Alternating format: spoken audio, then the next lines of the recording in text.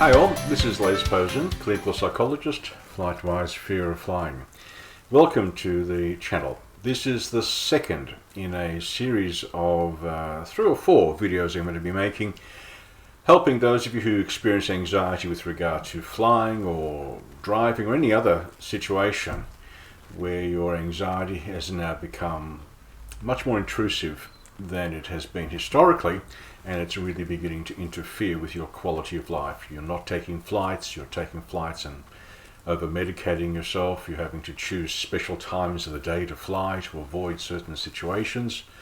And also, if you're driving or doing speeches, wherever it might be, and you're overwhelmed with some of the sensations, these next couple of videos are about that. Now, in the introduction video that I did yesterday, November 13, today is November 14, I spoke about the idea of separating out signals of danger, what your body is signaling to you, from actually being in danger.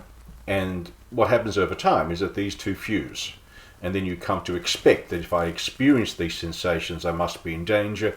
And therefore, the logical thing to do is to avoid putting myself in danger. The truth of the matter, as you've come to discover probably, is that these are signals.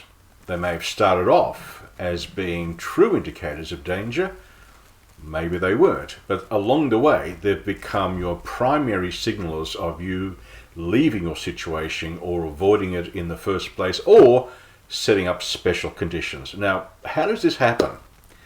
I do explain a little bit of this in one of my other videos, which is how come the more I'm flying, the worse I'm getting. That goes to some extent to help explain, but I want to go into some detail in this video as to why that's going to happen. Now, I need to start off with an important bit of biology. All of my patients, when they come to see me, get some training in the neuroscience of fear so they can name the various parts of the brain that are responsible for giving us certain sensations, feelings, thoughts, and behaviors, and what it is that we can do to retrain those areas of the brain to do things a little differently, more suited to what we want to be able to do. So, very quick illustration. Let me bring it up here. And I'll just get out of the way. Now, sitting above me is our brain, or at least a cross-section, and the part of the brain I'm most interested in is this little red thing here. I'll put a circle around it.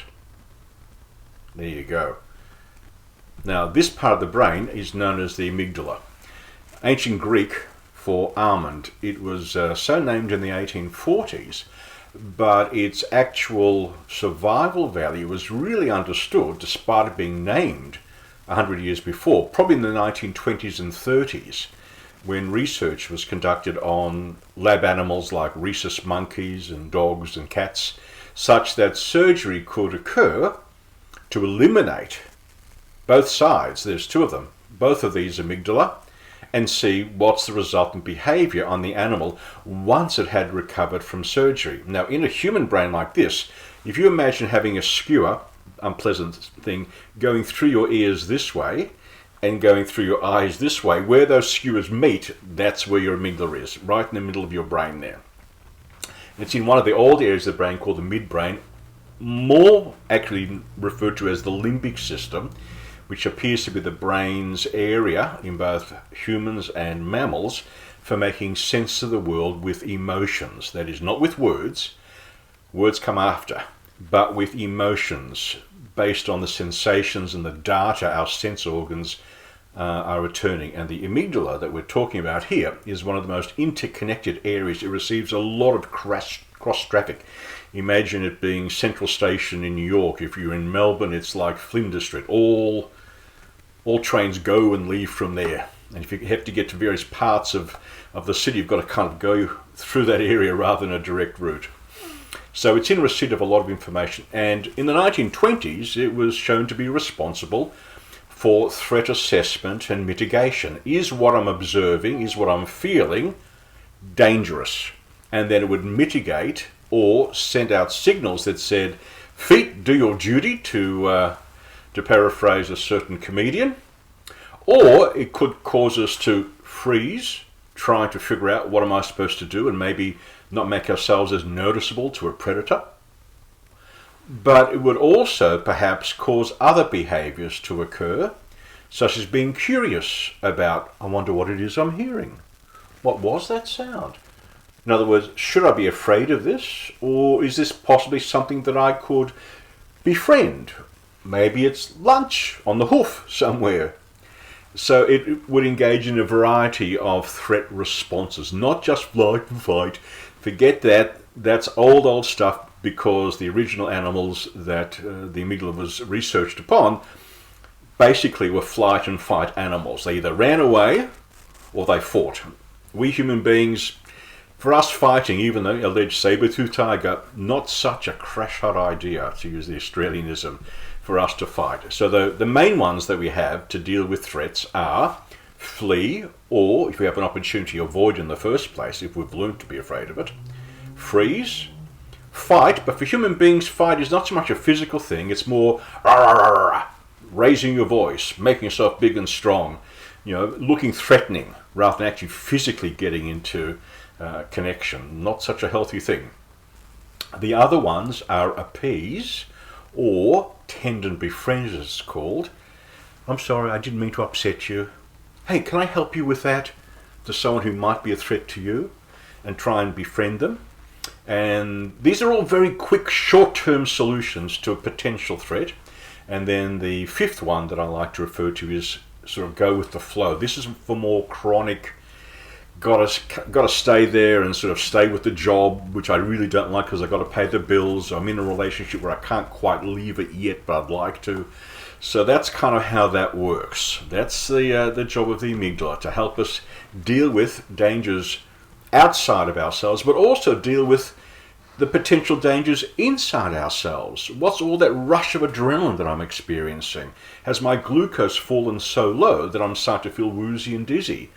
So that's kind of what the amygdala is involved with, making sense of all the signals around us. Okay? There are some really primary signals that it pays attention to. And so I want to help you understand this very quickly. I'm going to use a video. I like to illustrate my ideas with the videos that are out there. So here's the video that I've chosen to work with. It comes from a TV show that was broadcast in 2006, many years ago, called Break It Down. I just happened to grab a recording of it. I would have liked to have gone to the producers and said, can I use your video in my video? But I haven't been able to track them down. Can't even get a hold of the video. Very hard to find it. And so if they do come along to my channel and say, oh, you should have used it, well, you take the money for whatever I might earn for the video. I don't really care that much. Break It Down is a video about how structures are put together. And it features an English host. Her name is Natasha Stillwell. She's very interested in science, and she's visiting the Otis elevator company in Connecticut. Otis was the first elevator company to make elevators that allowed tall buildings to be included in the sky in our cities. Before that, most cities were limited to 6-story walk-ups because people couldn't do any more than that. Let's have a look at this video, and I'll move it along because I really want you to learn some stuff today. When it comes to elevators, Otis is king, with 1.7 million of their units operating around the world. Natasha pulled some strings and got into the Otis Test Tower in Bristol, Connecticut. This 383-foot tower is the largest in North America, second largest in the world. It has 14 elevator shafts inside. Otis has had a lot of time to get it right. In 1853, Elijah Otis invented the first braking system for elevators. Before that, you took your chances on whether or not the rope would hold.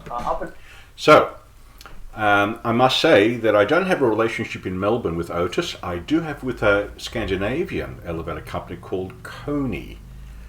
And I sometimes will take patients to Coney, not far from where I am, and get them into a lift and get them to speak to the engineers down there and explain the relative safety things. But the most important thing is what to do if your elevator stops functioning. It's the doors won't open, it's caught between floors.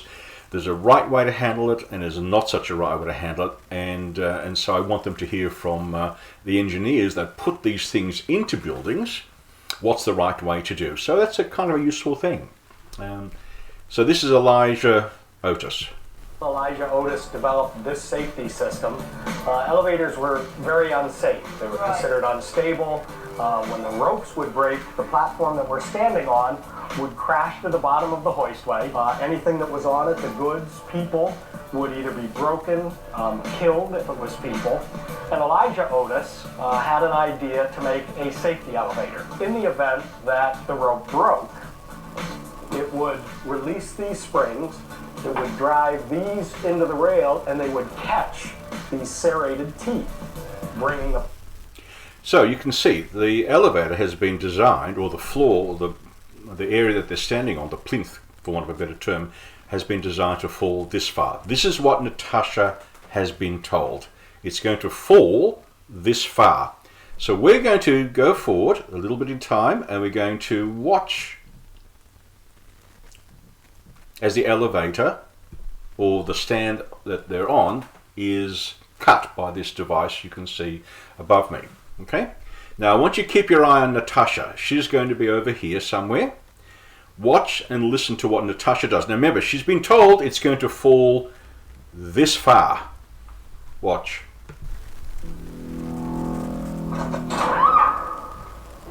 Wow, that was pretty abrupt. So what did you see? Well, when I ask most patients this, they'll say, well, she let out a yelp. And that's true. She let out a yelp. She's grabbing onto the hat, which was kind of coming loose. And she's also grabbing, as you can see, one of the support structures here. But the most important thing is that, ah! And maybe if in turbulence you've been caught out, you may have also internally gone, oh! Or maybe you've heard someone on a plane yelp as well. Now remember, she's been told it will only fall this far. Okay? She's been told that, and she's taken on, yeah, why would you lie to me in front of a TV show? And yet she fell.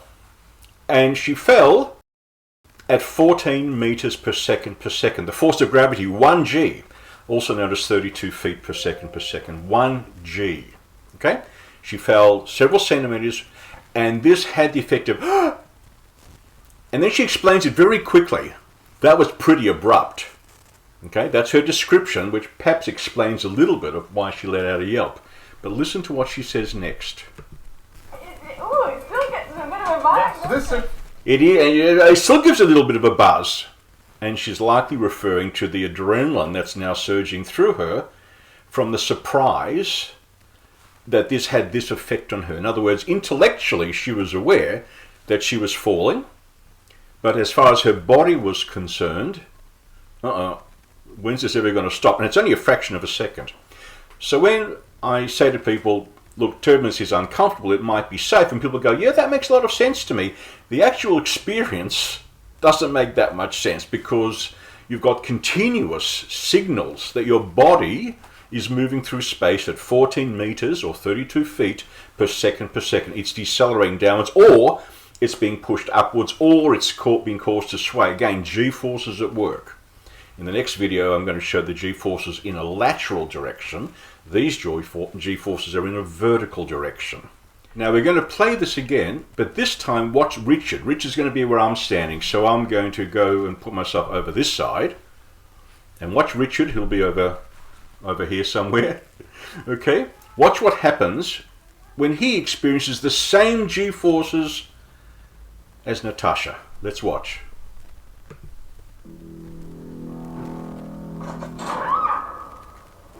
Wow, that was pretty abrupt. So, what did Richard do? Well, most people who watch this with me say, not much. Well, he sort of bounced with it, didn't he? He sort of allowed himself to fall. Whoop. And just like Galileo discovered at the Tower of Pisa, you drop a 10-kilogram ball and a 5-kilogram ball, they both fall at the same rate, even though one's heavier, against sort of logical expectations. So Richard experienced the same G-force, even though he's probably a little bit heavier than Natasha, and yet look what he did. He just went with it. What's the reasoning? Because he's less sensitive to G-forces? Maybe yes, maybe no, but maybe it's because of his experience. In his case, his expectations of what he would experience was well rehearsed. He knew exactly what he was going to experience, and in fact he was probably more amused by what was Natasha going to do. Natasha had her expectations violated. She was told it's just going to fall this much. And she may have made an assumption that my experience will only be this much, but it wasn't. She fell at 14 meters per second, which generated lots of signals coming up to her amygdala by her inner ear and by what her body was doing, how she had to sort of hold herself, all of which signals I'm in danger. Ancient old signals for when you walk over a cliff or about to, when you're up on a tree, we're up on a ladder, old signals. And even though she was again told it's going to fall a few centimeters, she went, yep, okay, and then bang. Her expectations of safety were violated. The question I have for you, and which we will explore in the next couple of videos, is how can you suspend your inner Natasha so that you don't keep yelping and you don't keep feeling like you're in danger when your expectations are violated? And how can you release, if I move my video back a little bit, how can you release your inner Richard? Okay? That's what our work is.